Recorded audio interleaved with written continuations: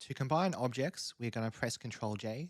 First thing we need to do though is select them all. So I'm going to press Shift drag to box select them all. I'm then going to press Control J to combine. And now they're all combined together. Now going to component mode, I'm going to press L to select, select all the vertices on this cube.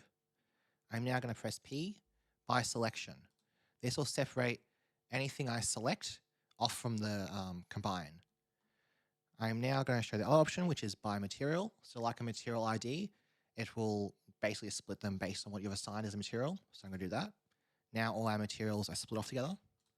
So orange is by itself, blue is together. Going back in, I'm going to go P and by loose part. This will split all of the objects that are combined off into its own thing. So by loose part, now all the objects are separated.